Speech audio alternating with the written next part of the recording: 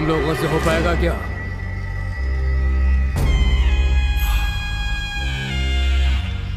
कहां से लेकर आओगी? हमें इन 13 दिनों तक बहुत ही चौकन्ना रहना होगा और बड़ी होशियारी के साथ ये काम करना होगा।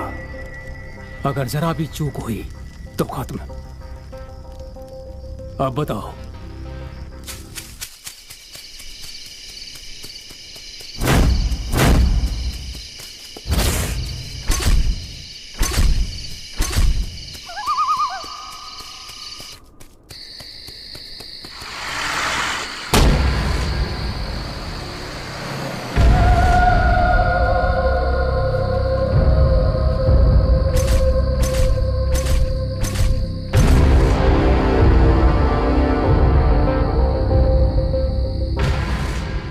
नैनम छिन्दन्ति शस्त्राणि नैनम दहति पावकः।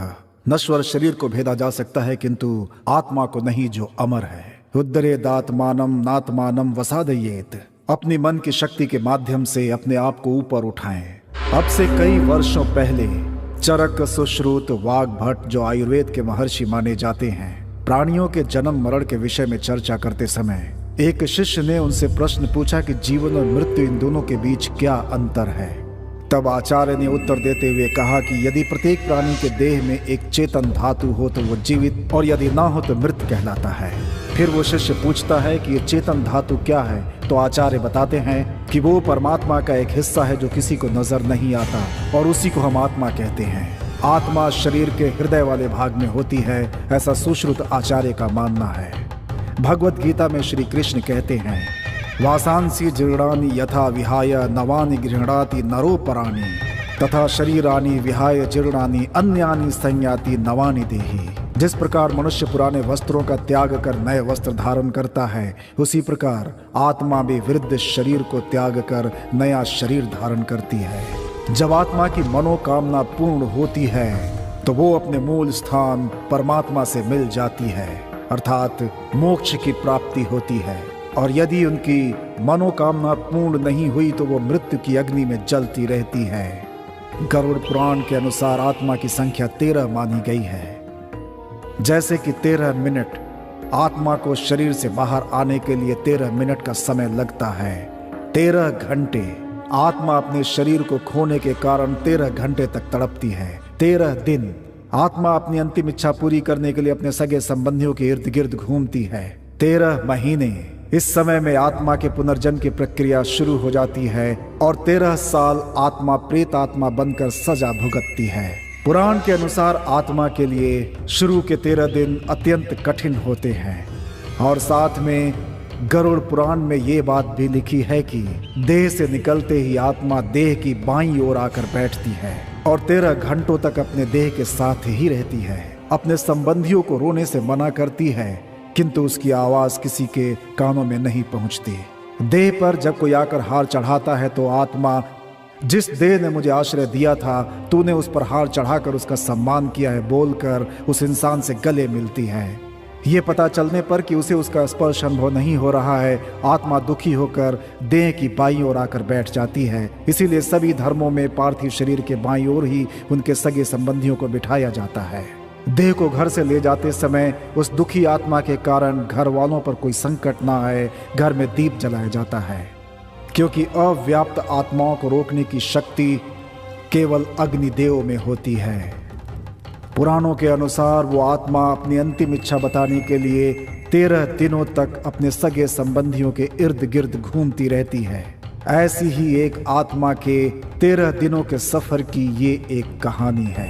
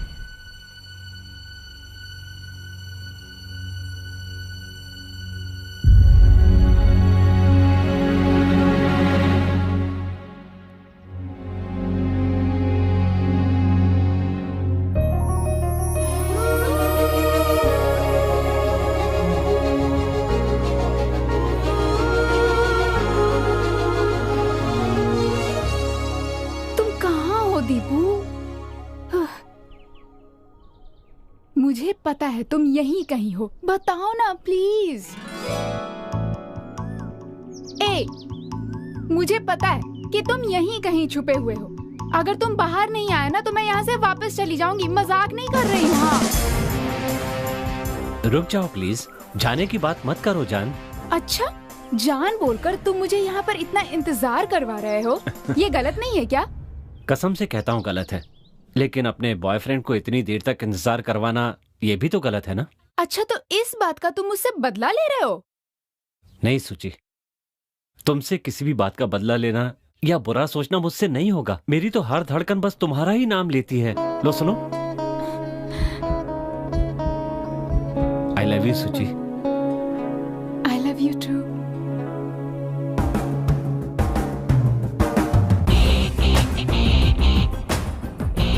नमस्कार। मेरे पिताजी एक बात कहते थे, तुम चाहे कितने भी बड़े हो जाओ पर अपनी पोस्ट कभी नहीं भूलना, हमेशा लोगों की भलाई के बारे में सोचना। टूरिज्म मिनिस्टर होने के नाते मेरा भी यही सपना है कि मैं इस राज्य का डेवलपमेंट अच्छी तरह से कर सकूं।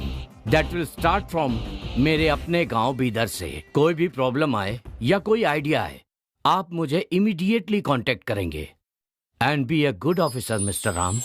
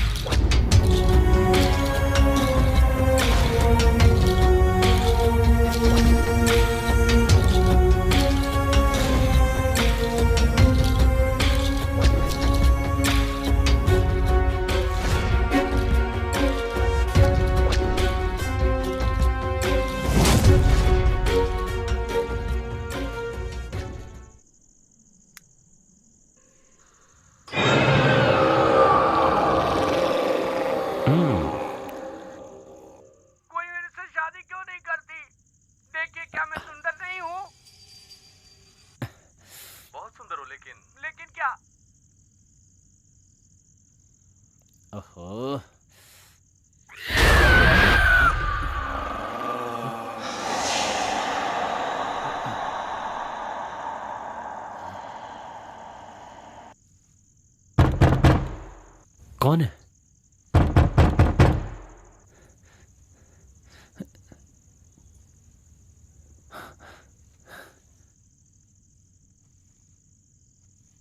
कौन है?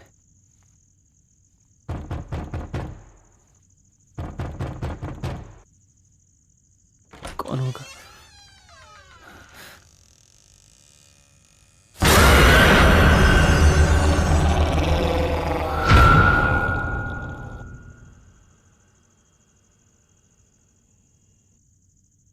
कौन है?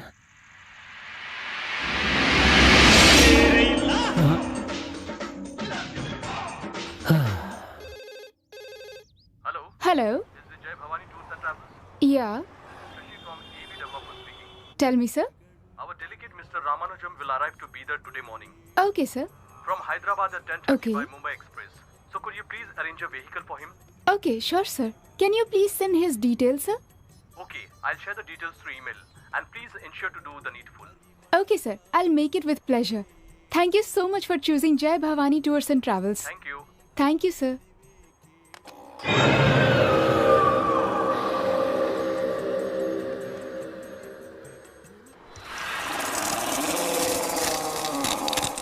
हेलो, आप अभी कहाँ हैं sir? On the way to office madam. तो एक काम कहिए ना, आपका हुक्म सर, आंखों पर। अब तुम जहाँ भी हो वहाँ से यू टर्न मारकर सीधा रेलवे स्टेशन पहुँचो। ओके, उसके बाद? हैदराबाद से एक रामानुजम नाम का आदमी आ रहा है।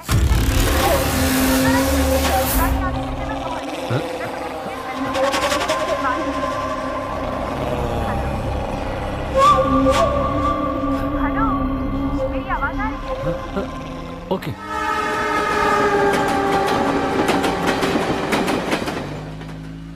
गाड़ी मिली ना सर? हाँ अभी मिली, मैं आ रहा हूँ। वैसे मेरे स्टेटस के हिसाब से बहुत छोटी गाड़ी है, अगर बड़ी गाड़ी होती तो ज्यादा अच्छा होता। It's a very small city, no problem. Be on the line. Okay sir. मैं मीटिंग के लिए जा रहा हूँ, तो क्या तुम लोगों ने मुझे कोटेशन भेजा है? जरा इंक्वायरी करो। अभी बता दो सर। Sorry sir. अरे अरे अरे, अबे तू पीकर चला रहा है क्या? थोड़ा ऐसा चलाना यार, मुझे कोई जल्दी नहीं है। जी sir. Hello hello hello hello. हाँ क्या हुआ भाई? अभी बताता हूँ बोलकर इतना टाइम लगा दिया तूने। अभी मैं कर रहा हूँ सर, बस 2 मिनट। क्या यार 2 मिनट लगेगा कह रहा है? सही से बता कितना टाइम लगेगा? सर भेज दिया सर, देख लीजिए। हाँ शुक्र है, देखता हूँ। Driver sir. Go fast. Okay sir. ए सुन, थोड़ा एसी हाई कर। ऐसे क्या देख रहा है? एसी बढ़ाने बोल रहा हूँ ना तुझे। एसी फुल है सर।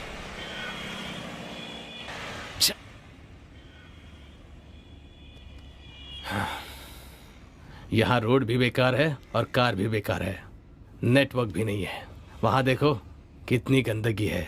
छे, पता नहीं कैसे जीते हैं यहाँ। हैं? कार की कांच धोते हो या नहीं? हैं? तू पिया है क्या? मैनर्स नहीं सिखाई है क्या? मैं इज्जत से ही पेश आ रहा हूँ सर। तू तो बहुत ही घमंडी है। सर, घमंड हम सिर्फ घमंडियों को दिखाते हैं और उनको अच्छे से नहा धोकर पूरी तरह से धो डालते हैं सर।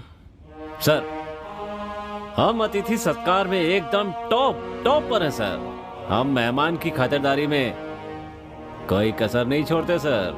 ये सब रहने दो, गाड़ी तो कंडीशन में है ना? ओ, गाड़ी एकदम सुपर है सर। सर, 1 साल हो चुका है, इस गाड़ी ने कभी धोखा नहीं दिया।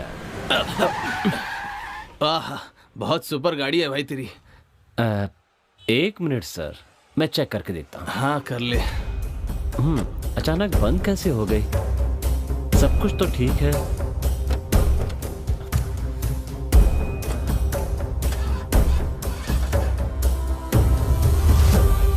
सर बस 2 मिनट सर, मैं ठीक कर दूंगा। हाँ जल्दी कर।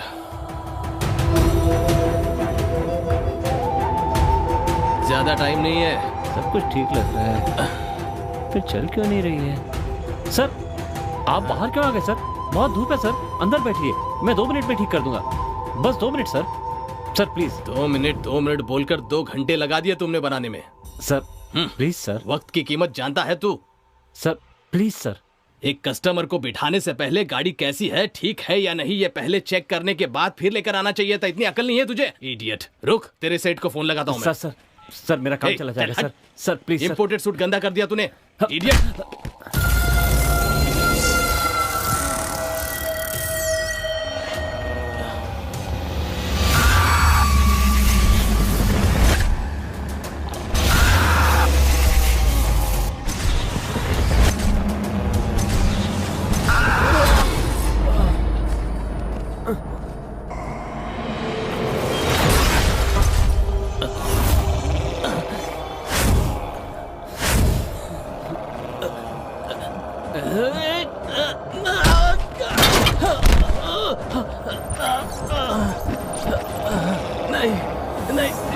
नहीं, छोड़ो मुझे। अरे मत मारो।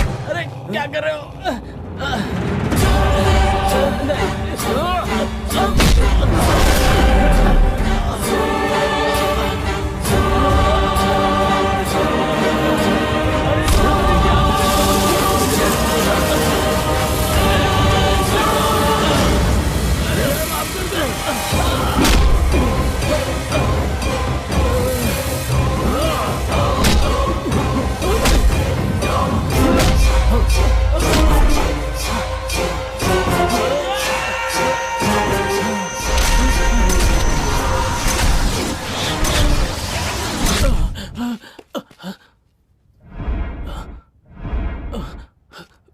कहाँ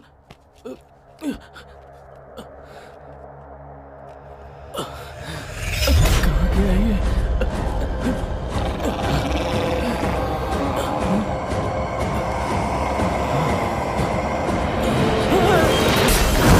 क्या हुआ सर?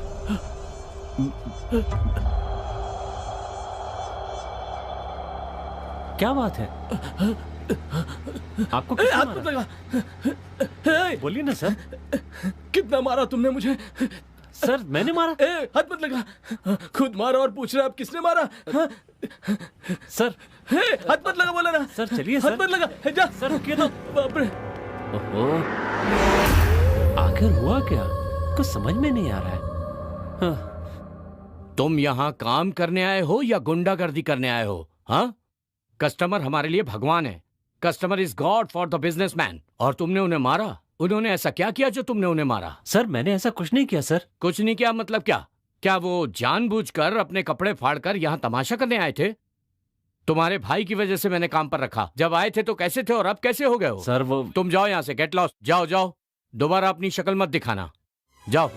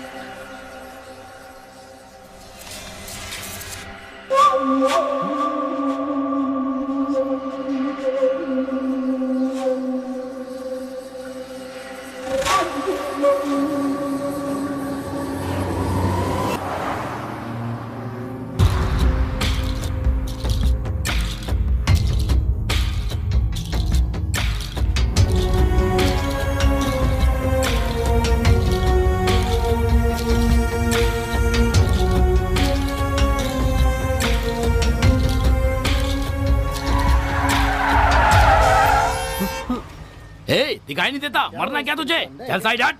चल मरने के लिए हमारा ही ट्रक मिला था क्या तुझे? हाँ? अरे सुनाई नहीं दे रहा? ओ भाई सुनो भाई, हटो। तो गाड़ी चढ़ा दूंगा तुझ पे। अरे क्या सोच रहा है? चल। कहाँ से चले आते? जा जा। चलिए गाड़ी चलिए।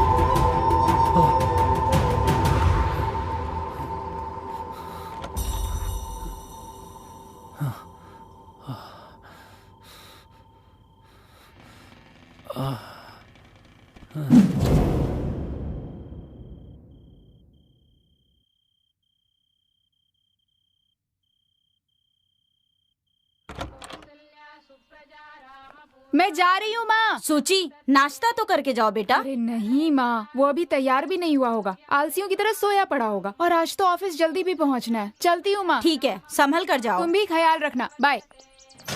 दीपू,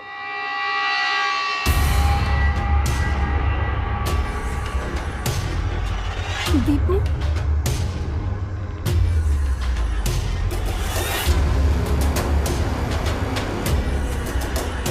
अरे क्या हुआ दीपू?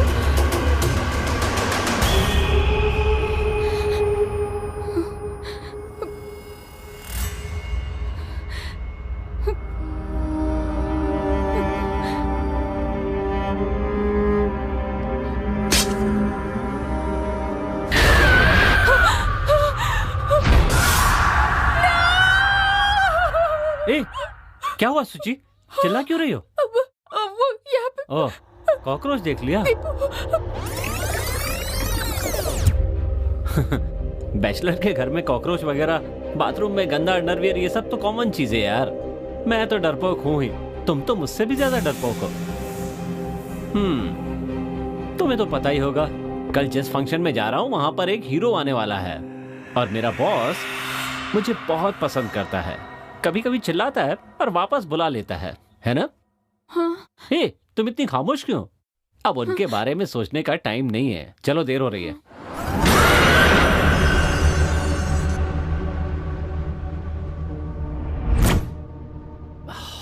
आप ग्रेट हैं बॉस, दिन में भी देखने से सबकी हवा निकल जाए ऐसी फिल्म बनाई है। रियली आप एक रियल स्टार हैं बॉस।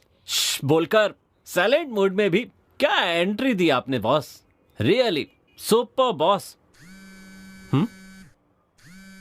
वाइब्रेशन मोड पे कहिए मैडम। हेलो दीपू, कहाँ हो तुम? तुम परेशान क्यों हो सुची? मुझे तुमसे अर्जेंटली मिलना है। इतनी सी बात है? 2 मिनट्स, मैं अभी मंदिर के पास पहुंचता हूं, ठीक है?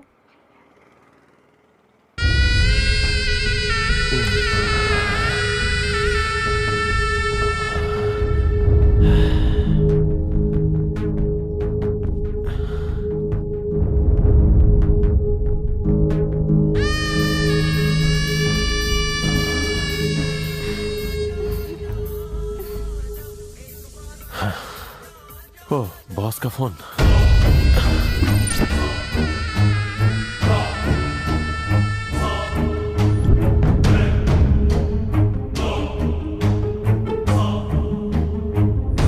ठीक है बॉस। कौन था? अरे तुम्हें इससे क्या मतलब है?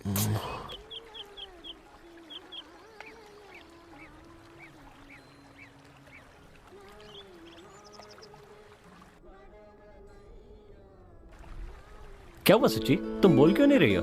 बड़ी परेशान लग रही हो। वो सुबह जब तुम्हारे घर आई थी तो मुझे अजीब सा लगा। अच्छा, मुझे भी यार 2-3 दिन से कुछ अजीब सा फील हो रहा है, इसीलिए तुम्हें यहाँ पर बुलाया। अच्छा, कल फंक्शन कहाँ है? वहीं बीदर फोर्ट में। फोर्ट में है? तो फिर मैं भी तुम्हारे साथ आऊं? हे, वहां जाकर देखने के बजाय घर में रहकर टीवी पर देखो, वहां पब्लिक बहुत होगी। नहीं बाबा, रहने दो, तुम ले जाओगे या नहीं? ए, इतना गुस्सा होने की क्या बात है? ठीक है, ले चलूंगा। दीपू, हीरो असल में कैसे होते हैं? मतलब दिखने में कैसे होते हैं? और कैसे होंगे, वो भी मेरी तरह स्मार्ट होते हैं। और हीरोइन कैसी होती है? हीरोइन वो भी सुंदर होती हैं। मुझसे भी सुंदर होती हैं क्या? तुमसे तो बहुत सुंदर होती हैं।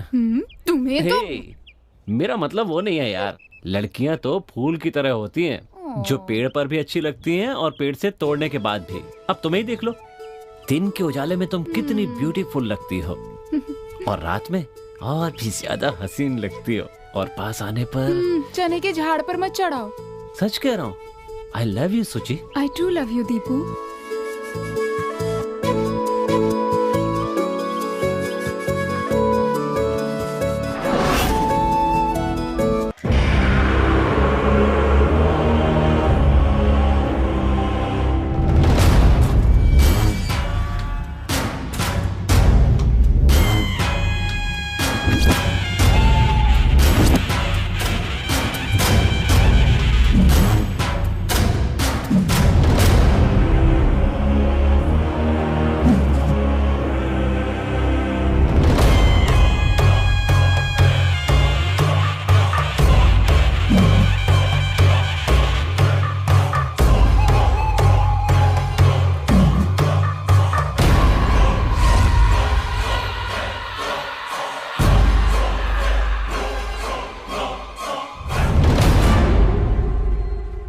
सुची, तुम्हारे लिए खाना लेकर आऊं क्या? मैं फंक्शन में खा कर आई हूँ, तुमने खाया? हाँ मैंने खा लिया, लेकिन तुम ऐसे ही मत सोना, एक गिलास दूध पी लेना। ठीक।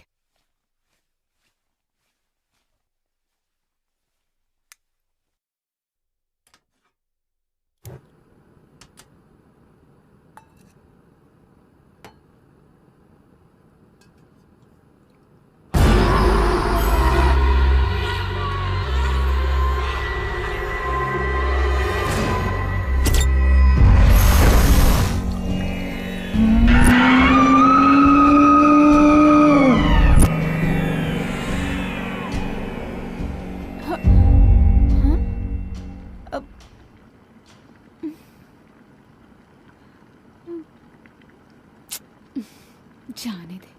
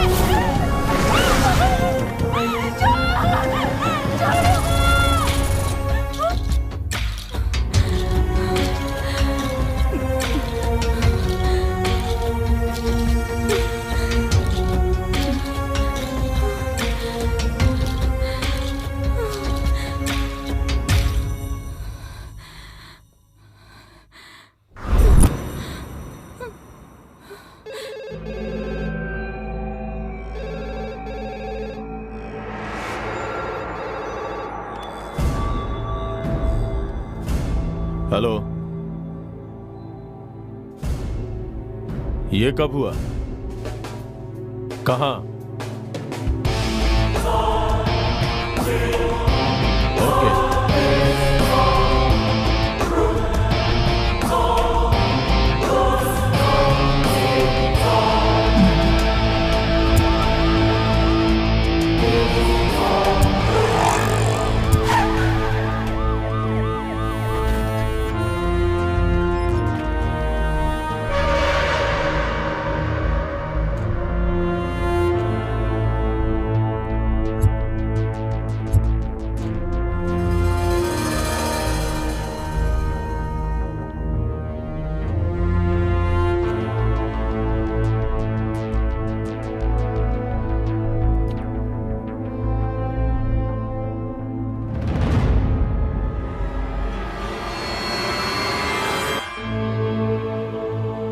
इसने आत्महत्या क्यों की? जिसने मुझे फोन किया था उसे बुलाया क्या? हाँ सर, वो आ गया है। बुलाओ उसे। पवन सर, वो आ गया। नमस्ते सर। बॉडी को पोस्टमार्टम के लिए भेज दो। जी सर। और रिपोर्ट लेके थाने आ जाना। ठीक है सर। और इसका फोन नंबर भी ले लो। Okay sir. इंक्वायरी के लिए इसे बुला लेना। ठीक है सर। आज सुबह रामेश्वरम नाम की एक कॉलोनी में एक व्यक्ति ने खुद को फांसी लगाकर अपनी जान दे दी और बताया जा रहा है कि ये हत्या भी हो सकती है। इस मामले को लेकर पुलिस इंक्वायरी भी शुरू हो गई है और इस जगह की तलाशी भी हो चुकी है। एक पड़ोसी से पूछने पर पता चला है कि वो मरने वाले व्यक्ति का नाम उदय है और वो तरकारी बेचता था। कैमरामैन सुरेश के साथ कार्तिक। खुदा हाफिज पंडित। तुमने खबर सुनी क्या रफीक? हाँ, खबर सुनी मैंने। उसके लिए इतना टेंशन काहे को ले रहे हो तुम? पहले अपना काम निपटाओ। लेकिन रफीक, कल मैंने आगे की बात आगे सोचेंगे। फोन रखता हूँ। खुदा हाफिज। रफीक, रफीक।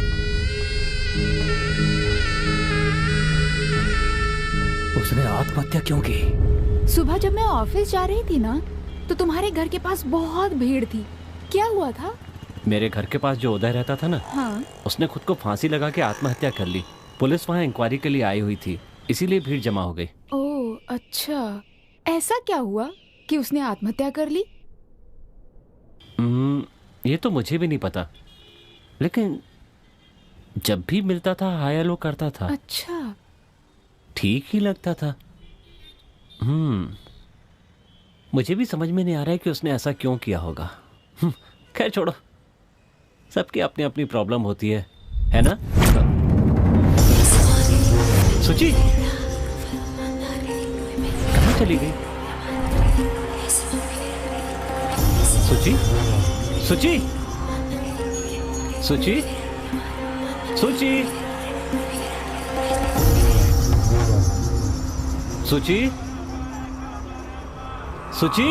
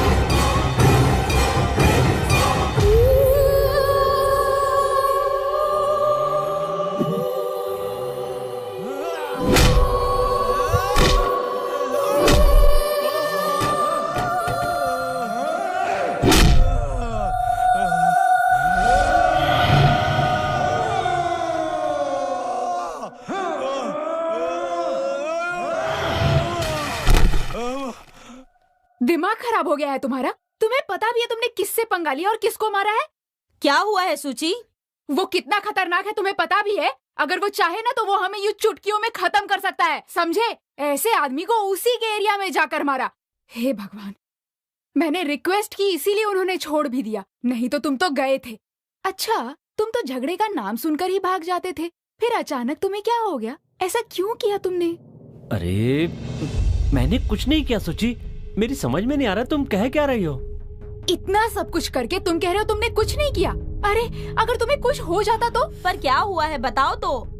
तुम नहीं समझोगी, छोड़ो ना माँ। अच्छा, मैं तो छोटी बच्ची हूँ ना? ये यहाँ पुतले की तरह बैठा हुआ है और तुम हो कि पागलों की तरह बड़बड़ बड़बड़ करती जा रही हो। यस करेक्ट, मैं पागल हो गई हूँ। तुम सही कह रही हो माँ, अब समझ गई। इसे कहाँ लेकर जाना चाहिए? चलो मेरे साथ। सूची, बीइंग अ साइकियाट्रिस्ट, इनका टेस्ट करने के बाद मुझे इनमें कोई प्रॉब्लम नजर नहीं आ रही है। इनका mind balance, IQ, thinking capacity, everything is normal.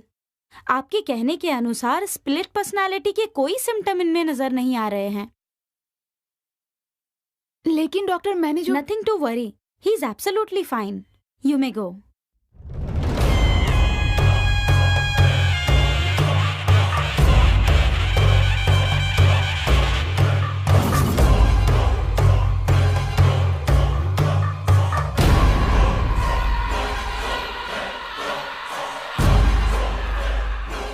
और कितने दिन ऐसे ढूंढते रहेंगे हम लोग?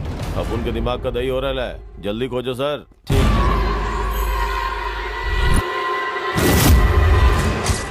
इसे देखकर तो लग ही रहा है यहाँ का डॉक्टर क्या, कोई विदेशी डॉक्टर भी इसके बारे में यही कहेंगे। मतलब डॉक्टर को दिखाने से कुछ नहीं होने वाला है। इसे कहाँ लेकर जाना चाहिए और इसके साथ क्या करना चाहिए, ये मुझे पता है। आपने जो बताया वो इसके साथ सिर्फ आज ही नहीं हुआ है, 6 दिनों से हो रहा है। 6 दिनों से हम लोग सिर्फ किले के चक्कर लगा रहे हैं पंडित। अब सिर्फ 7 दिन बचे हैं, पता नहीं क्या होगा। तुम जरा शांत रहोगे क्या? बाबा, ये किस लिए? वो इसलिए क्योंकि पिछले 6 दिनों से एक बहुत ही ताकतवर रूह इसके पीछे पड़ी हुई है और वही इसे सता रही है। उस रूह से कोई तकलीफ तो नहीं होगी? उसे क्या तकलीफ हो सकती है? वो इसके पीछे क्यों पड़ी हुई है, वो इसके साथ ऐसा क्यों कर रही है, ये जानना आसान नहीं है। मिला? नहीं मिला। यहाँ जाऊं?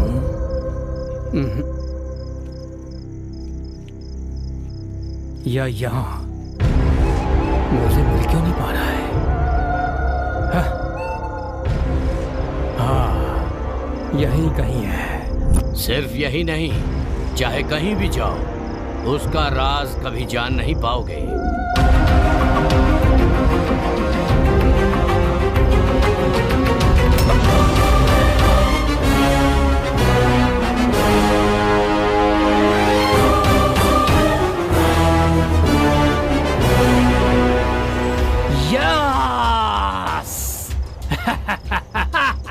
यस यस, यही वो जगह है जिसे हम इतने दिनों से तलाश कर रहे थे।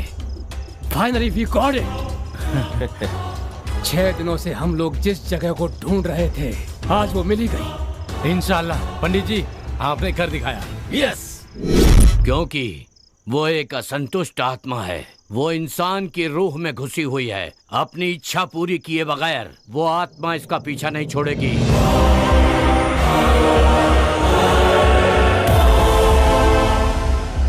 13 दिनों तक वो इसके साथ रहेगी। लेकिन एक बात मैं आपको बताना चाहूंगा, उसके पास अपना काम पूरा करने के लिए 7 दिन बचे हैं। 7 दिन बचे? रफी, शफी, मुरली, आज शाम को ठीक 7 बजे तुम लोगों को 7वें दिन का काम जो मैंने बताया था वो शुरू कर देना चाहिए। ठीक है सर। हो जाएगा पंडित। हाँ, ये जो 7 दिन है इसके लिए खतरे से खाली नहीं है। 8वें दिन से हम लोग अपने सारे के सारे सपने पूरे कर सकते हैं, जो चाहे कर सकते हैं। बट हमें ये 7 दिन बहुत ही चौकन्ना रहना होगा। लेकिन आपको आगे 7 दिनों तक इसका बहुत ख्याल रखना पड़ेगा।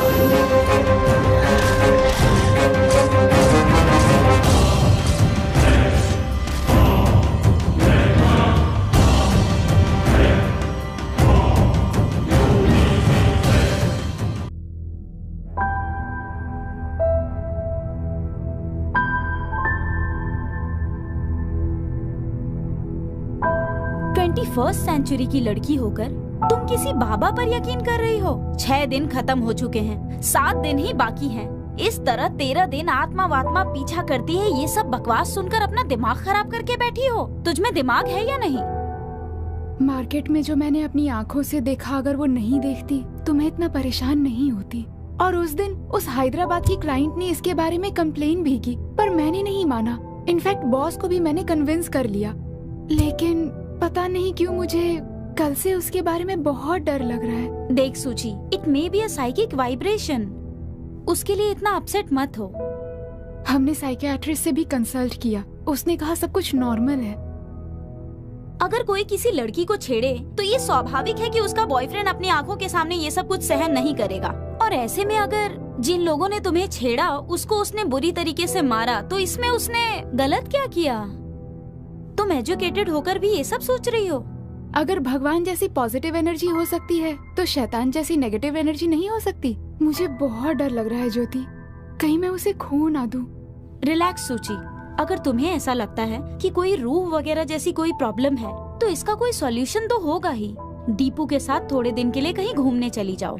एनवायरनमेंट के चेंज होते ही तेरा डिप्रेशन मूड भी थोड़ा चेंज हो जाएगा। और अगर बाहर जाने के बाद भी कुछ नहीं हुआ तो? बात तो सही है।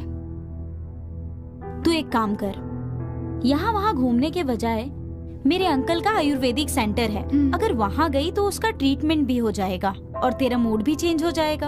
अगर तू अभी हाँ कहेगी तो मैं फोन करके अरेंजमेंट करवा देती हूँ। ठीक है। कम ऑन सूची, सब ठीक हो जाएगा। चल अब।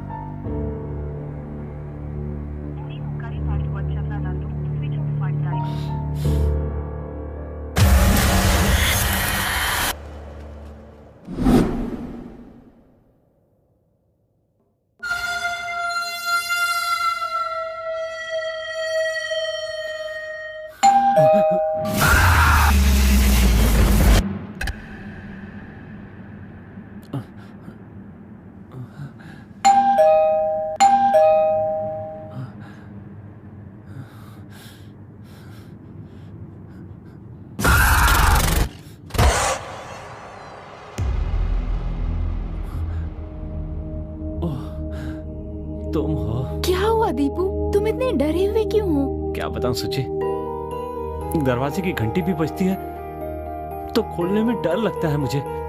अजीब सी आवाजें मुझे बार बार सुनाई देती हैं। अगर यही चलता रहा तो सच कहता हूँ मैं पागल हो जाऊंगा। प्लीज प्लीज मुझे बचा लो सुची। अरे बुद्धू, जब तक मैं जिंदा हूँ तुम्हें कुछ नहीं होने दूंगी। Don't worry, I am with you. I love you Suchi, I love you. I love you to.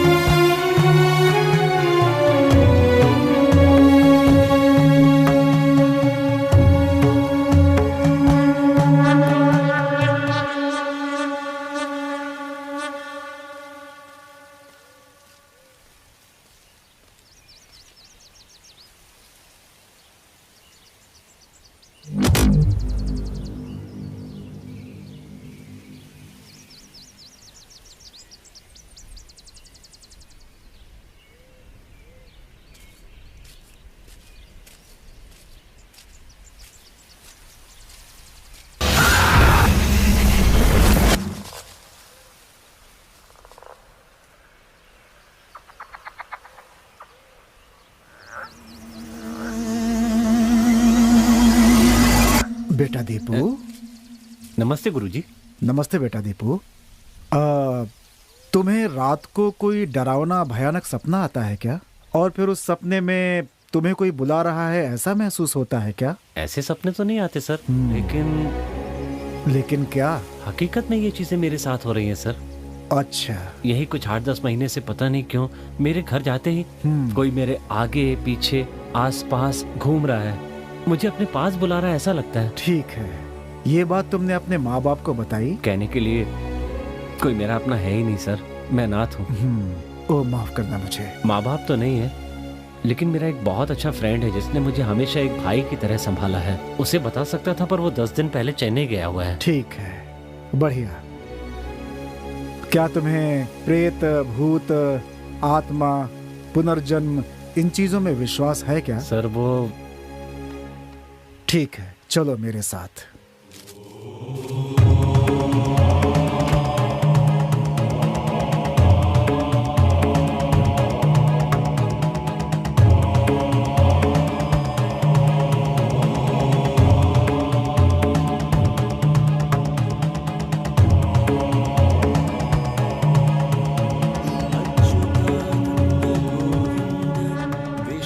श्लोक सुनाई दे रहा है तुम्हें? हाँ सुनाई दे रहा है। इसे यदि संभव हो तो धीरे धीरे धीरे दोहराते जाओ। ठीक है सर। और फिर कल क्या हुआ था, परसों क्या हुआ था, उसके पहले क्या हुआ था, ये सब धीरे धीरे याद करते जाओ। याद करो बेटा, याद करो।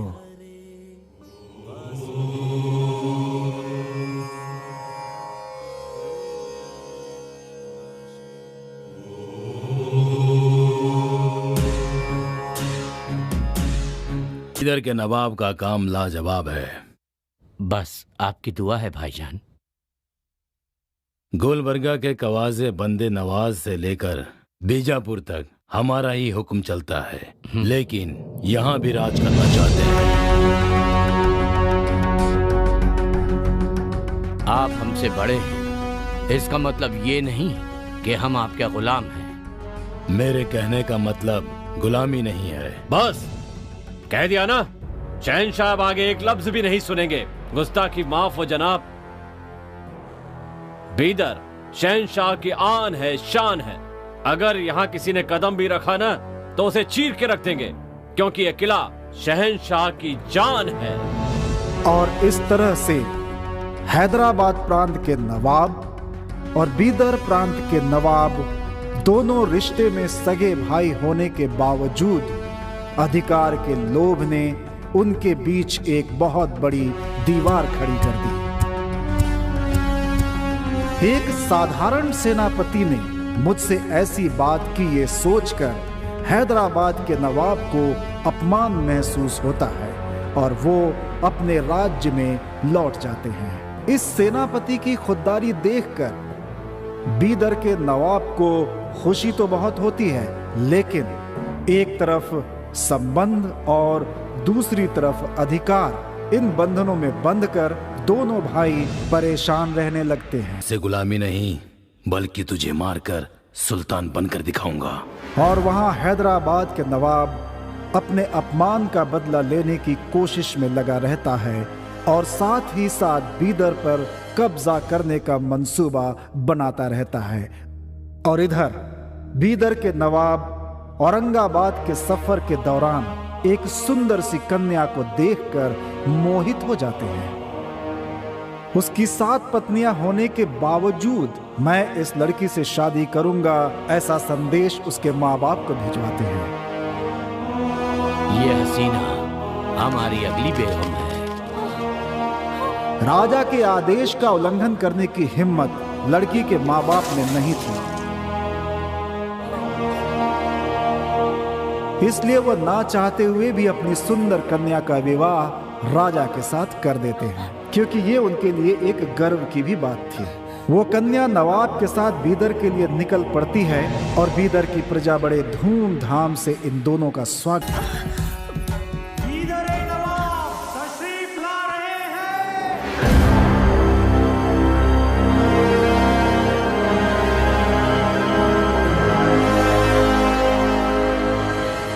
अंगारों पर चलने वाले पैर मखमल के बिस्तर पर हैं, लेकिन आपके चेहरे का बेगमी ताज कहाँ खो गया जानसीन? जनाब, आपसे क्या छुपाना, मैं नहीं चाहती थी कि मैं किसी की बेनाम बेगम बनूं या 8वीं हसीना बनूं।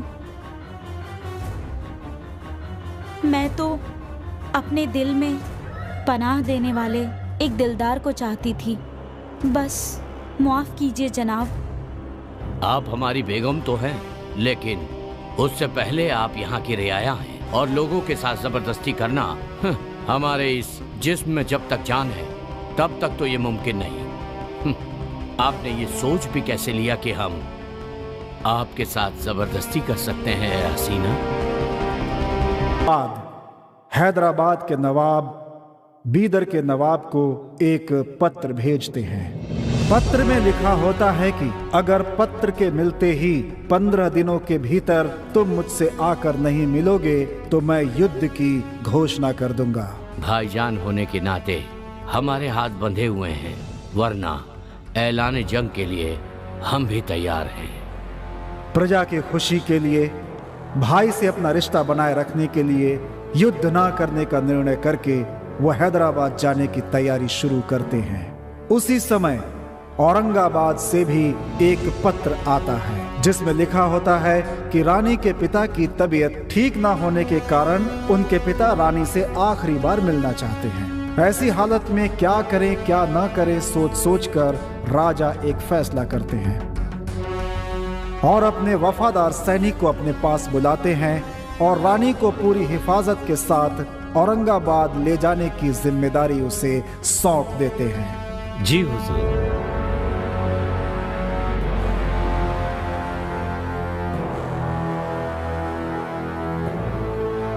या खुदा, ये किस इम्तिहान में फंसा दिया है तूने।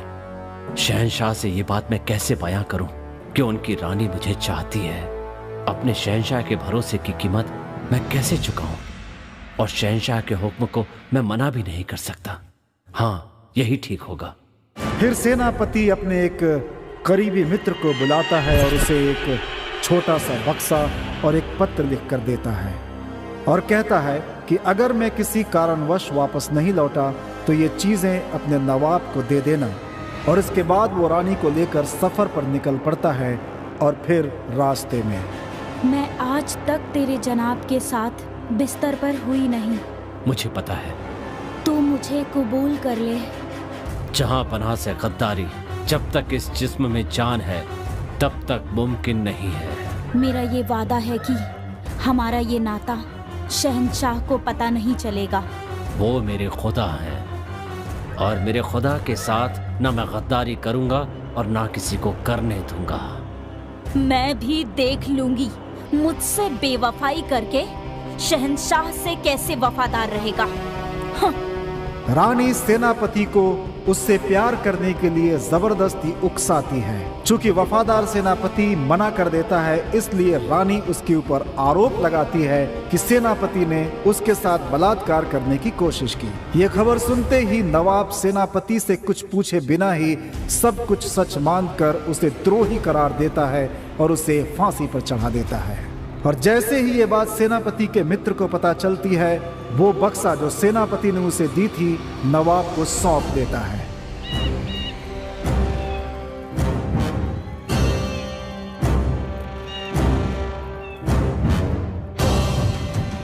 ऐ मेरे खुदा, मुझे माफ करना। अगर आप एक इशारा करते कि 100 लोगों से लड़कर आ, तो मैं खुशी खुशी चला जाता। अपनी जान की बाजी लगाकर मैं दुश्मनों को मार गिराता या उनके हाथों आपकी खातिर अपनी जान दे देता। मगर आपने एक बहुत मुश्किल काम सौंपा। आपकी बेगम को मेरे साथ भेज दिया। अफसोस की बात यह है कि आपकी बेगम आपको नहीं बल्कि मुझे चाहती है। औरंगाबाद के इस 3 दिन के सफर में अगर जवानी के जोश में मैं बहक गया, आपसे गद्दारी करने का बोझ मैं सह नहीं पाऊंगा। इसलिए मैं अपनी मर्दानगी को खत्म कर रहा हूं।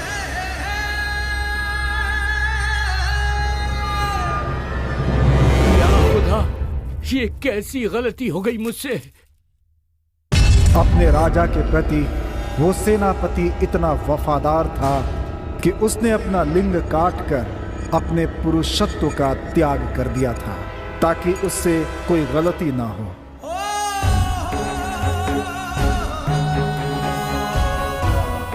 नवाब को जब इस सच्चाई का पता चलता है तो नवाब क्रोध में आकर रानी को भी फांसी पर चढ़ा देते हैं। लेकिन रानी की मौत से भी नवाब को तसल्ली नहीं मिलती।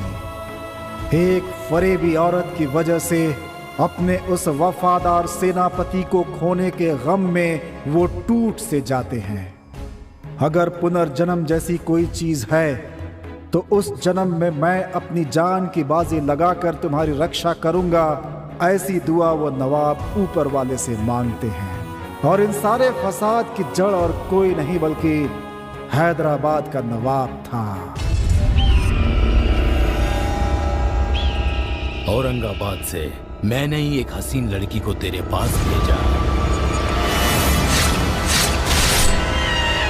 एक ही तीर से 2 शिकार किए और तुझे और तेरे सेनापति को खत्म कर दिया। तेरे ही हाथों से उसे फांसी का फंदा पहना दिया। उस दिन उसकी आवाज बीदर के किले में गूंज रही थी ना, अब मेरी हंसी की आवाज पूरा बीदर सुनेगा।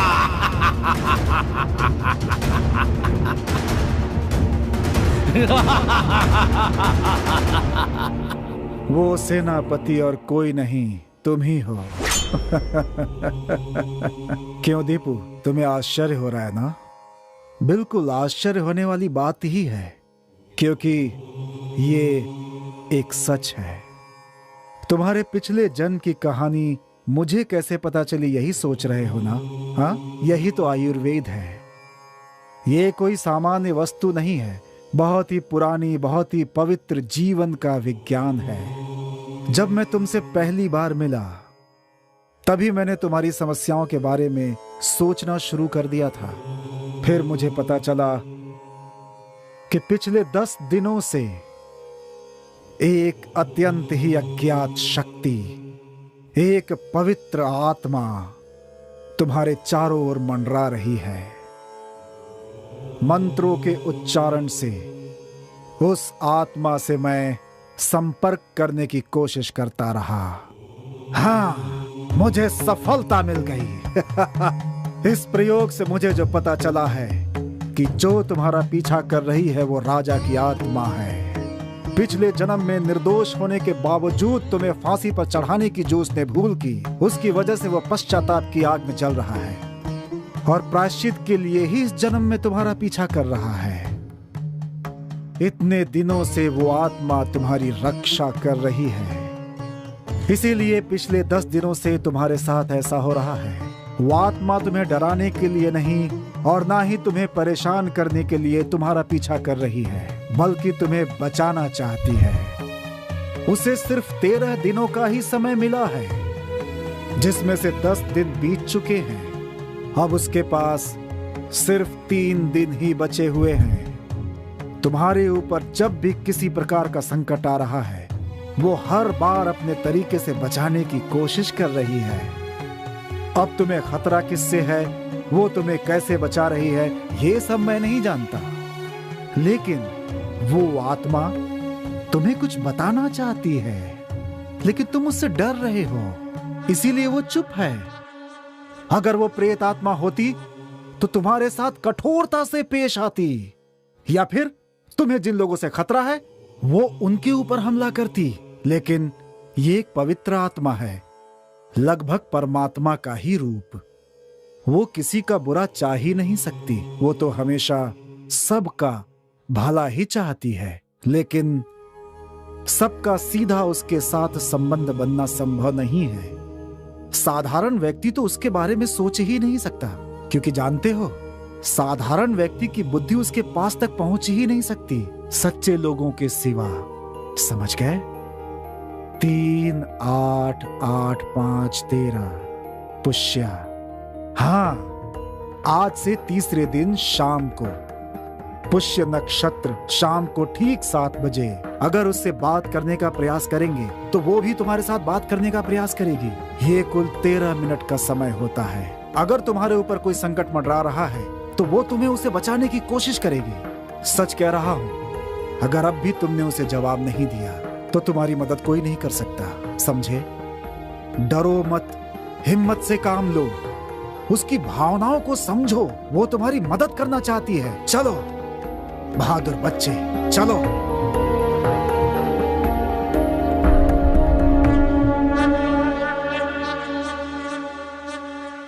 सुची, क्या हुआ माँ? डॉक्टर ने क्या कहा? अरे माँ, डरने की कोई जरूरत नहीं है। दरगाह वाले बाबा की तरह ही 3 दिन ख्याल रखने को कहा है, बस इतना ही। पता नहीं वो क्या कहेंगे, ये सोचकर मैं बहुत डर गई थी। मैं कुछ नहीं चाहती, बस तुम दोनों खुश रहो, मेरे लिए इतना काफी है। बस तुम दोनों की शादी करवा दूंगी तो मेरी जिम्मेदारी खत्म हो जाएगी और तुम लोगों की नई जिंदगी शुरू हो जाएगी। क्या पता क्या शुरुआत होगी। क्या कहा? कुछ नहीं, शादी आराम से होगी ना। शादी आराम से ही करेंगे, लेकिन जल्द से जल्द मंगनी कर लेते हैं। तुम लोगों के आने से पहले मैंने पंडित जी से बात करके रखी है। कल का दिन बहुत शुभ है, उन्होंने कहा कल ही मंगनी करवा लो। कल ही? अरे इतनी भी क्या जल्दी है माँ? बेटा ये सब मैं नहीं जानती, मैं जो कह रही हूँ वो करो। हमेशा तुम्हारी ही जिद नहीं चलेगी। कल का दिन ही शुभ है ऐसा उन्होंने कहा है। उनका कहना है कल अगर मंगनी हुई तो शादी के बाद भी तुम दोनों सुखी रहोगे। ये लो। लेकिन माँ, लेकिन वेकिन कुछ नहीं सुनने वाली, कल हर हाल में मंगनी होकर रहेगी, बस। तुम्हारा क्या कहना है दीपू? हाँ।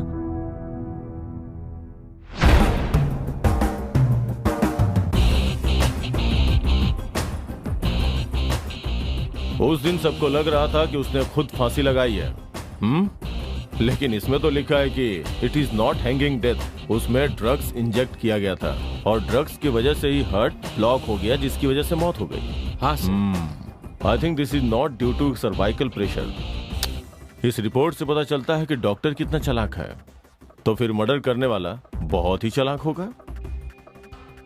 अच्छा, उस दिन स्पॉट पे इंस्पेक्शन करते वक्त कुछ एविडेंस मिले थे ना जो तुम्हें दिए थे? यस। कहाँ है वो? ये लीजिए। गुड। Bhavani travel agency. वैसे प्रदीप और उदय नाम का कोई आदमी हमारे यहाँ काम नहीं करता सर। बट इस आईडी कार्ड में जो एड्रेस और फोन नंबर है वो यहीं का है ना? हाँ यस सर। Quite interesting. चलिए। हाँ सर, मेरा स्टाफ यहीं है, आइए मिलाता हूँ। हाँ अच्छा, तो नागेश जी ये आपके स्टाफ हैं क्या? ये ऑफिस स्टाफ है सर। इनके अलावा 6 ड्राइवर भी हैं। वो टूरिस्ट को अटेंड कर रहे हैं। आते ही उन्हें थाने भेज दूंगा। अरे आप तकलीफ मत कीजिए, अब तो मेरा आना जाना लगा ही रहेगा। वो आए तो मुझे बुला लीजिएगा। पक्का पक्का सर। थैंक यू, चलता हूँ। एनी टाइम आइए sir. Mister Nagesh. Yes sir. देखिए, जब तक मैं इस केस की इन्वेस्टिगेशन कर रहा हूँ, इन्वेस्टिगेशन पूरा होने के पहले आपका कोई भी स्टाफ या आपका ड्राइवर बिना मेरी परमिशन लिए कहीं दूर नहीं जा सकता है। Okay sir. ओके सर, मैं कह दूंगा सर। अच्छा नागेश जी, ये दोनों कौन है? ये दोनों भी स्टाफ है सर। ये रिसेप्शनिस्ट सुचित्रा है और ये दीपू है ड्राइवर।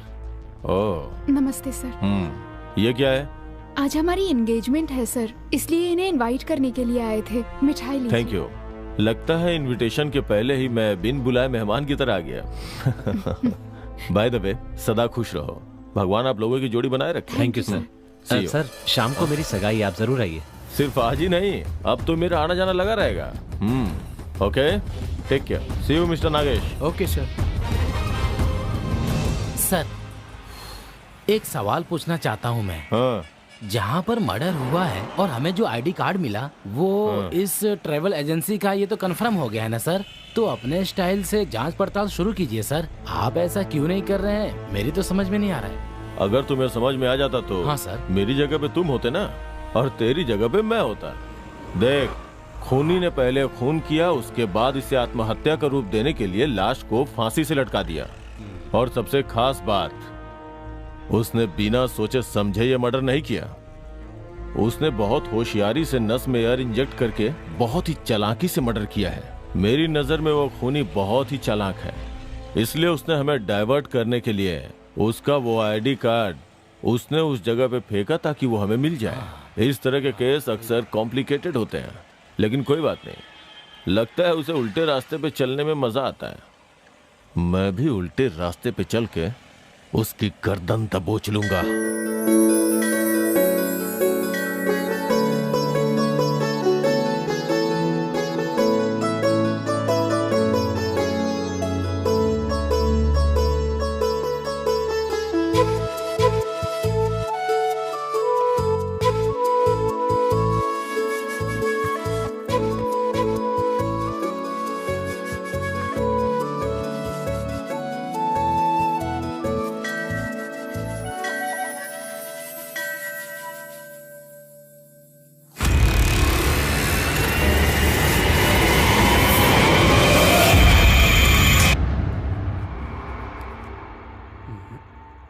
हिसाब से यहीं कहीं होना चाहिए।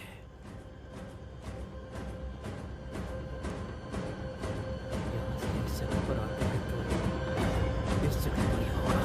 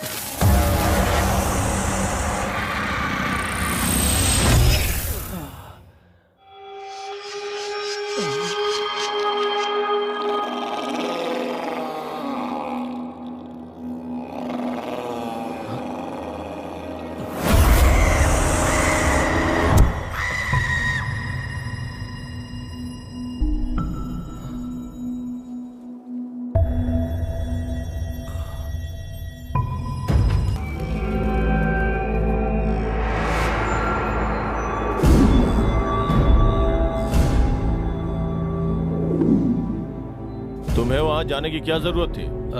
क्योंकि वो हमारे बार का रेगुलर कस्टमर था सर, और उस दिन फर्स्ट टाइम नहीं, उससे पहले भी कई बार ड्रिंक्स मंगवाया था सर उन्होंने, और सुबह जाकर मैं उनसे पैसे कलेक्ट करता था। उस दिन भी गया था सर। अच्छा, ये बताओ, रात को जब तुम ड्रिंक्स लेकर गए थे तब वो घर पे अकेला था क्या? हाँ, एक आदमी और था सर। उसे पहले कभी देखा था क्या? नहीं सर, पहले तो कभी नहीं देखा, लेकिन अब मैं उसे पहचान सकता हूँ सर। हाँ, गुड। उसके घर के पास कोई मेडिकल स्टोर है क्या? मेन रोड के पास एक है सर। ओके, तुम नीचे जाओ, मैं आता हूँ। Okay sir.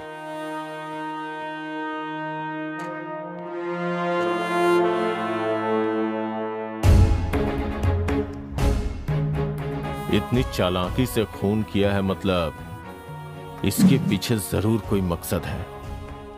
Medical store.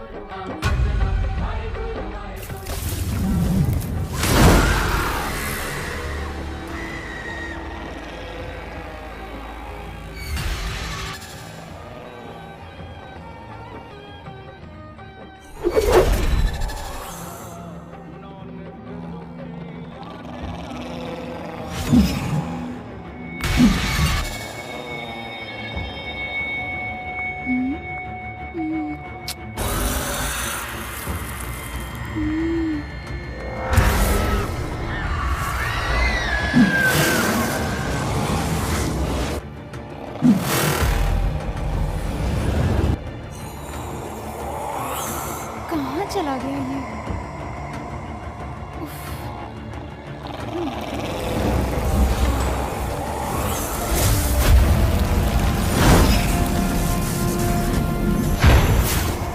कहाँ ढूंढूं?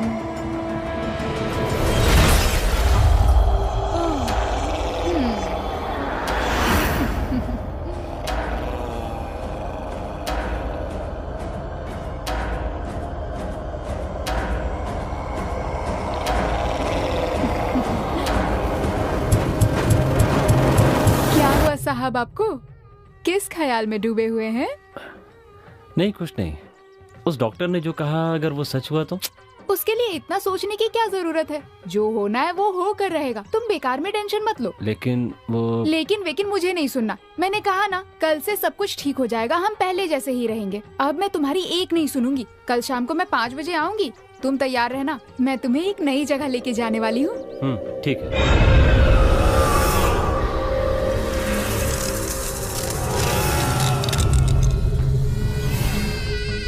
खबर पता चली क्या रफीक भाई? बताएगा तभी तो पता चलेगा। राइट। अपना उदय है ना, उसने आत्महत्या नहीं की थी। तो वो कहना क्या चाहता है? उसका मर्डर हुआ था। मर्डर था? हाँ, और मर्डर करने वाले को पुलिस हर जगह तलाश कर रही है भाई। मूड क्यों खराब कर रहे? चुपचाप ही है, समझा इसको? सही कहा भाई, लेकिन हम मूड बनाने की बातें ही करते रहेंगे या सुल्तान की तरह एंजॉय भी करेंगे?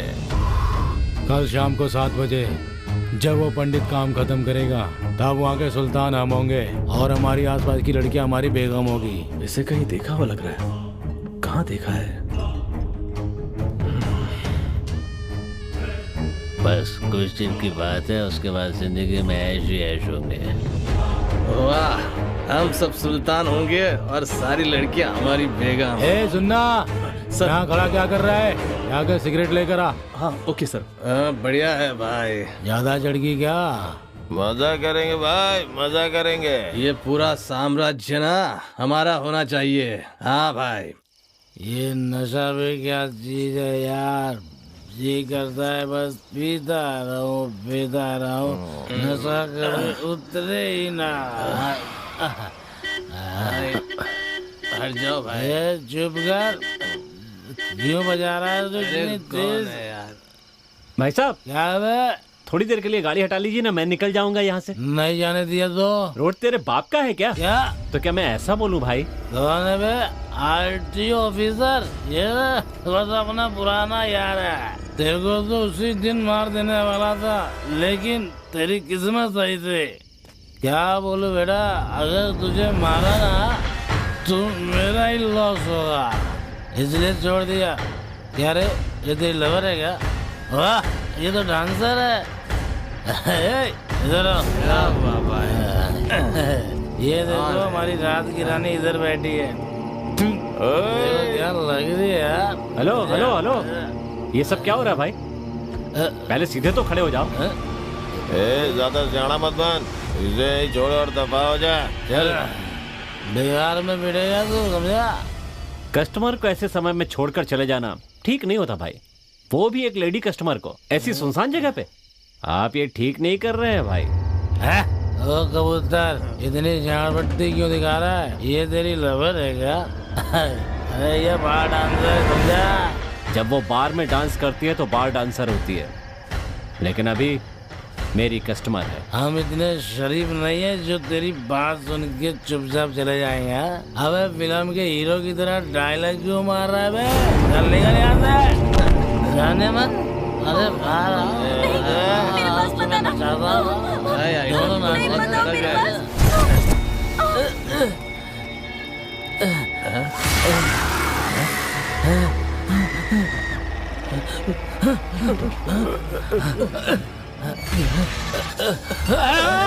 अरे भूतिया भागो भागो भाई।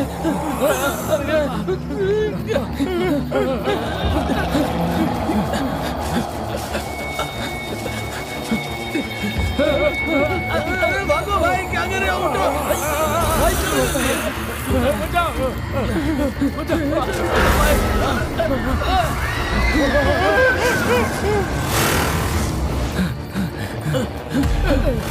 दरवाजा खोलो, दरवाजा खोलो, बंद करो। क्या हुआ, क्या हुआ?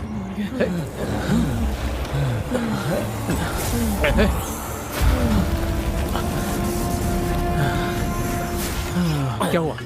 शफी, मुरली, रफीक, क्या हुआ? पहले दरवाजा बंद करो, दरवाजा बंद करो। बंद करो। बंद कर दिया है, पहले ये बताओ क्या हुआ? वो कोई पीछे से आकर मेरे को मारा, फिर गला दबाने लगा। किसी तरह जान बचाकर मैं भाग कर आया। तुम कैसे भी करके मुझे बचा लो पंडित।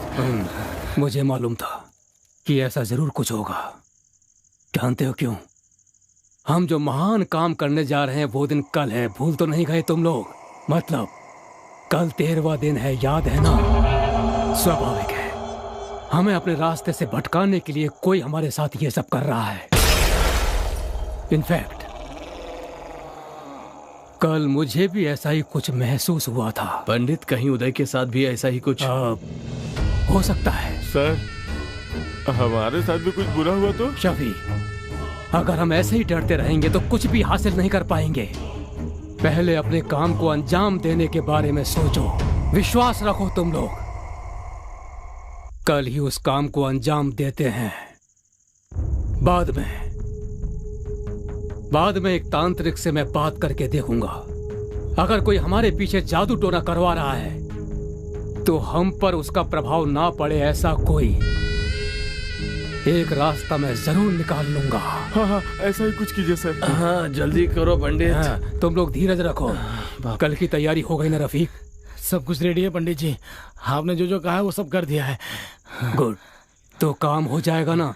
बिल्कुल पंडित जी। ठीक है।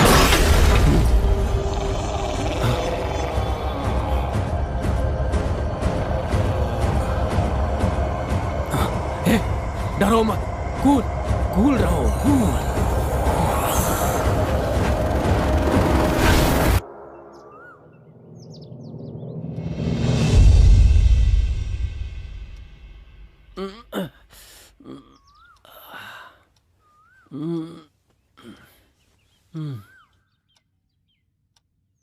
डॉक्टर ने कहा था कि आज शाम को 7 बजे मेरे ऊपर मुसीबत आएगी। मतलब सिर्फ 13 घंटे बचे हैं। ये कुल 13 मिनट का समय होता है। अगर तुम्हारे ऊपर कोई संकट मंडरा रहा है तो वो तुम्हें उसे बचाने की कोशिश करेगी, लेकिन आपको आगे 7 दिनों तक इसका बहुत ख्याल रखना पड़ेगा। अगर उससे बात करने का प्रयास करेंगे तो वो भी तुम्हारे साथ बात करने का प्रयास करेगी।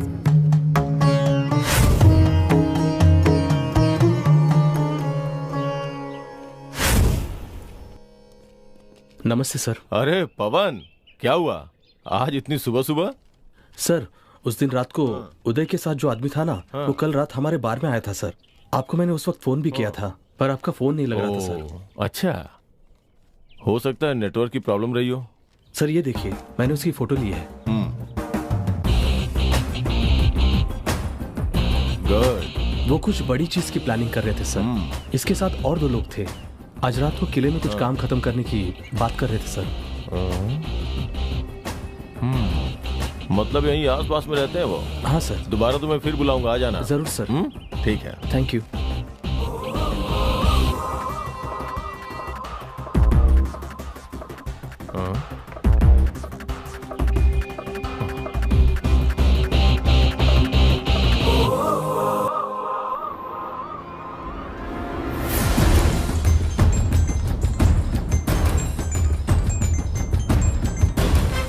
हाँ बोलो राम। सर, मुझे मिली इंफॉर्मेशन के मुताबिक आज शाम में 7 बजे किले में कुछ होने वाला है सर। अच्छा, अगर मेरा शक सही निकला तो मुझे और पुलिस फोर्स की जरूरत पड़ेगी सर। तुम एक अच्छे ऑफिसर हो। I will consider your request. मैं कमिश्नर से बात करूंगा। पहले तुम ये पता लगाओ कि वहाँ क्या इनलीगल एक्टिविटीज चल रही है, तब तक रिस्क तुम्हारा है। Yes sir. Be careful. Thank you sir. Okay. Good morning. अरे गुड मॉर्निंग अपने बाजू में रखिए। हमने अपनी तरफ से सारी तैयारी कर ली है। आपकी तैयारी हो गई है नहीं, आप बताइए। ओह, तैयारी हो गई है। किसी को हमारे बारे में पता चला ना तो हम सबकी कहानी खत्म हो जाएगी। अब तक जैसा मेंटेन करते आए ना वैसे ही मेंटेन करना होगा। फिक्र मत करो रफीक, सब कुछ आराम से हो जाएगा। इंशाअल्लाह ऐसा ही हो जनाब।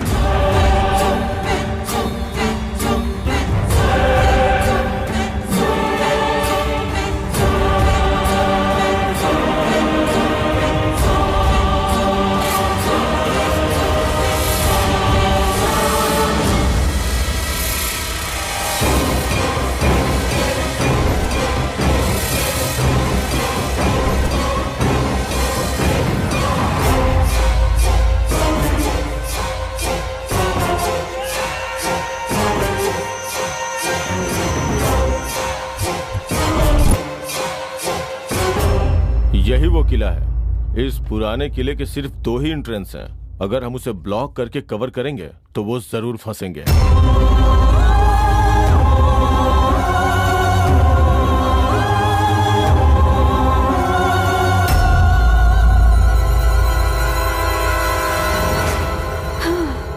गए। आज मेरी जिंदगी का सबसे बड़ा दिन है। I am so happy Deepu. तुम तो हैप्पी हो, पर मुझे बहुत टेंशन हो रही है। टेंशन? टेंशन लेने का नहीं, देने का डाले।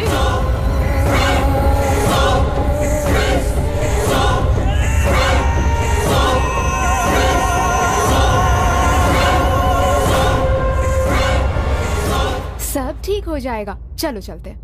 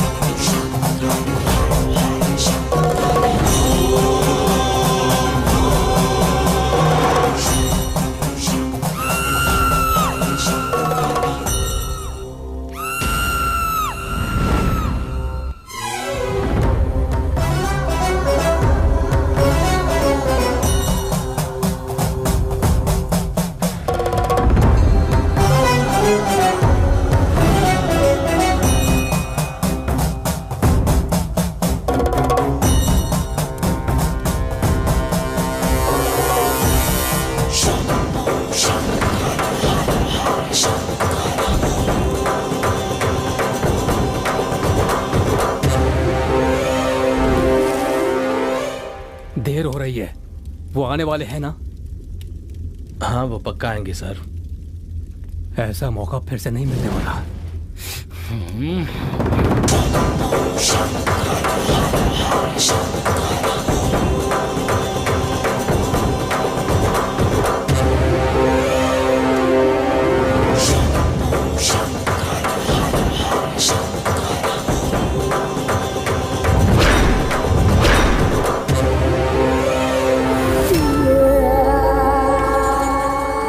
ये सब क्या है सुची?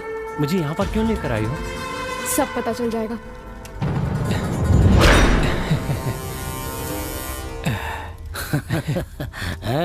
देखा पंडित? गुड रफीक, अच्छा अरेंजमेंट किया है।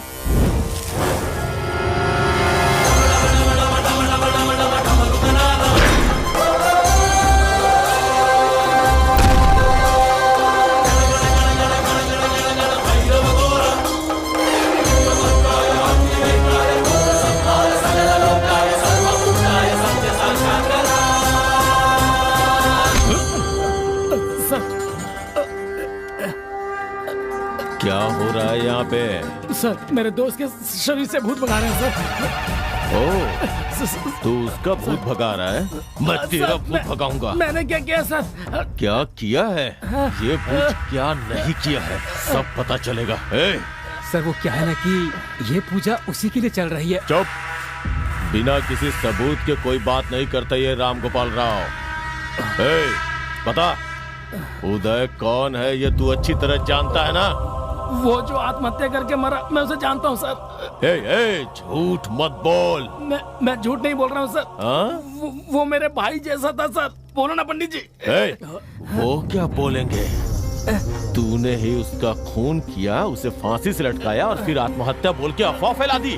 तूने उसे क्यों मारा सीधी तरह से बता दे। कुछ नहीं किया। अगर सच नहीं बताया तो यहीं पे इनकाउंटर कर दूंगा। सर बताता हूँ सर। बोल।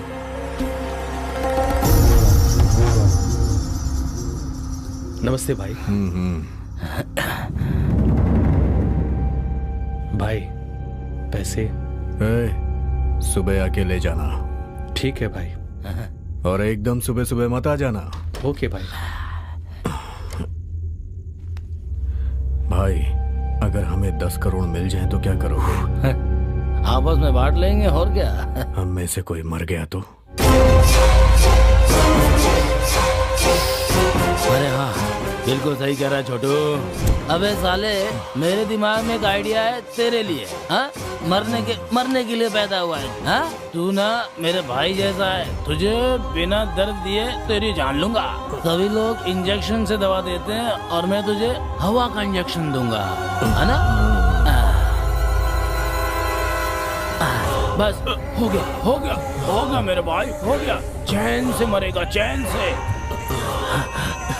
तेरा आइडिया तेरे काम में ही गया, मर गया।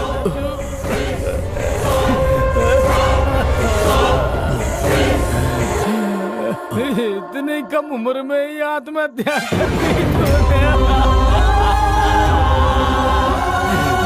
मेरा भाई कैसा था, मुझे छोड़ के चला गया। अब मैं किसके साथ दारू पीऊंगा? नस में एयर इंजेक्ट करता है, बहुत बड़ा डॉक्टर है क्या?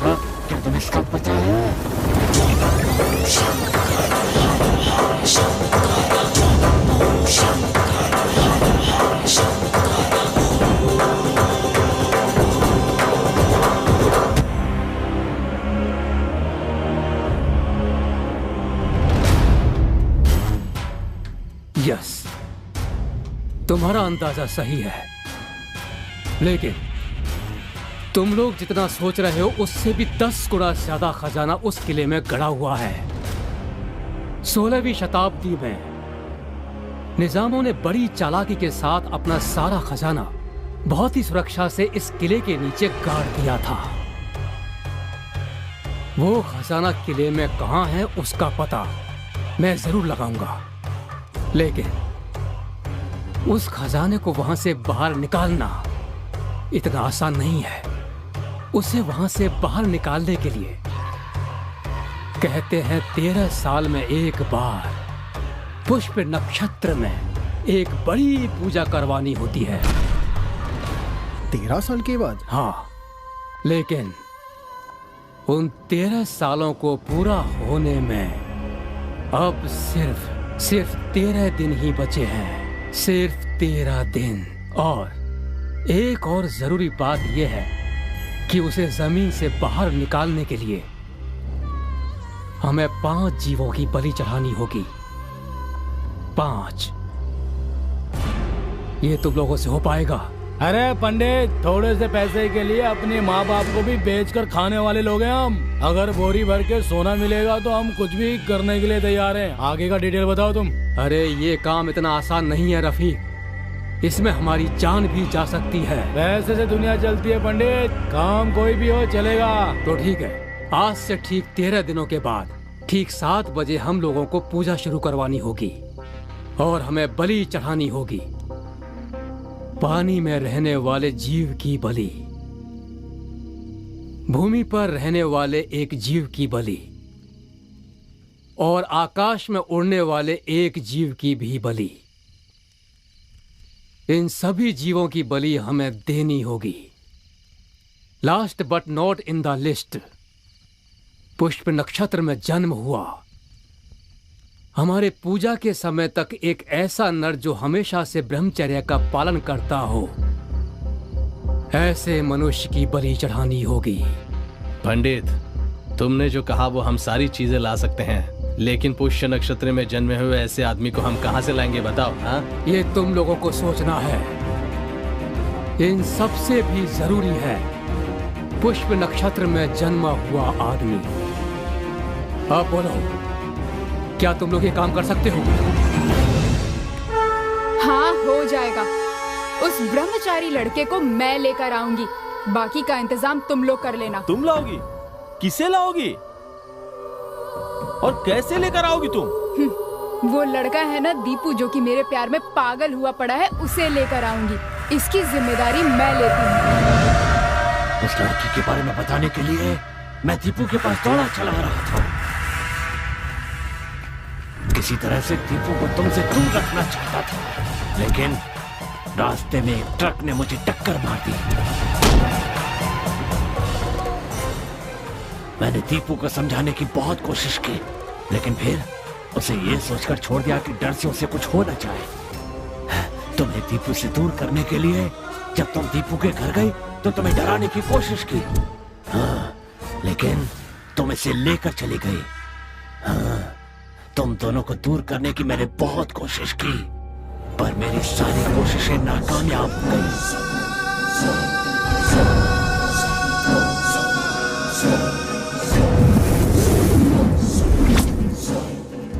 तुम ड्रामा कर रहे हो या सच कह रहे हो ये मैं नहीं जानती, बट यस, मैं तुम्हारी बलि चढ़ाने के लिए यहाँ लेकर आई हूँ। इतना ही नहीं, इतने दिनों तक तुमसे प्यार का नाटक तुम्हें यहाँ लाने के लिए ही किया मैंने। तुम्हें लगा तुमसे प्यार करती थी। ऐसा पता है क्यों किया? क्योंकि मुझे मेहनत नहीं, शॉर्टकट से पैसे कमाने थे।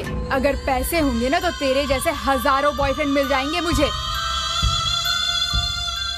मेरे लिए पैसा ही सब कुछ क्यों है तुम्हें पता है? क्योंकि पैसों की वजह से मेरी फैमिली बर्बाद हो गई। कर्जदारों का कर्ज न चुका पाने की वजह से मेरे पिताजी ने आत्महत्या कर ली। उन्होंने ये तक नहीं सोचा कि उनकी 2 छोटी बेटियां हैं। अब कैसे रहेंगे हम लोग? क्या किया ये आपने? उसी दिन मैंने डिसाइड कर लिया कि कुछ भी करूंगी, पर लाइफ में बहुत सारा पैसा कमा कर रहूंगी। और तभी मुझे इस किले के खजाने के बारे में पता चला। जल्द से जल्द अमीर बनने का मुझे यही एक रास्ता नजर आया, लेकिन इतने बड़े किले में खजाना कहाँ है ये मुझे नहीं पता था। इस बात का पता करने के लिए मैं इस पंडित और आर्कियोलॉजिस्ट से मिली। बाकी कामों के लिए मैंने रफीक, शफी और मुरली से कांटेक्ट किया। हम हर रोज इस किले में आते थे, पर फिर भी हमें पता नहीं चला कि खजाना कहाँ है। उस दिन जब हम मार्केट में कुछ जरूरी बात कर रहे थे, तब तुम बीच में आ गए और तुम्हारी मारपीट और गुस्सा देखकर मैं बहुत डर गई थी। मुझे कुछ ना हो इसलिए तुम्हारा आयुर्वेदिक ट्रीटमेंट करवाया। इतना ही नहीं, मुझे तुम पसंद नहीं थे, फिर भी मैंने तुम्हारे साथ एंगेजमेंट की। खजाना मिलने के बाद उसके ज्यादा हिस्से ना करने पड़े, ये सोचकर मैंने टीम के एक एक आदमी को मारने का प्लान बनाया और उसके लिए रफीक को सुपारी दी। खून तुमने किया है इस बात का शक पुलिस को तुम पर हो। मैंने इसका भी प्लान बनाया पर हो नहीं पाया। अरे पंडित जी, आप अपनी पूजा शुरू करिए ना।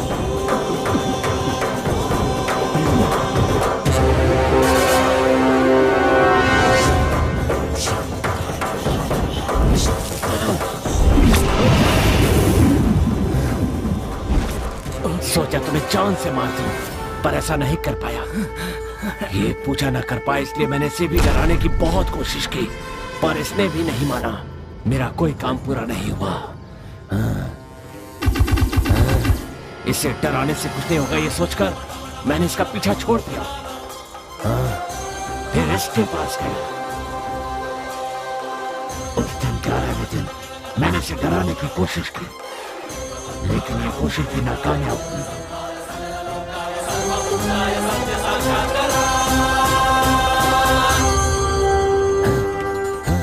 फिर आखिरी में मैं इन लोगों के पास गया।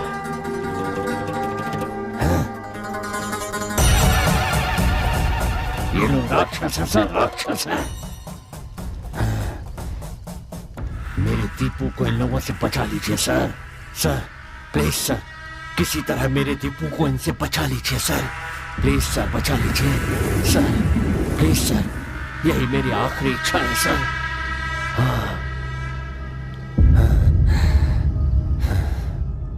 एक ऐतिहासिक स्मारक में खजाना है, ऐसी गलत बात फैलाकर इस काम को अंजाम देने के लिए और ये साजिश रचने के लिए, यानी एक इंसान का खून करने की कोशिश करने के जुर्म में नारायण पंडित और उनके चारों साथियों को ये अदालत आईपीसी सेक्शन 320B के तहत उम्र कैद की सजा सुनाती है।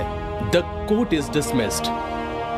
जब आत्मा की मनोकामना पूर्ण होती है तो वो अपने मूल स्थान परमात्मा में मिल जाती है, अर्थात उसे मोक्ष प्राप्त होता है। और अगर मनोकामना पूर्ण ना हो तो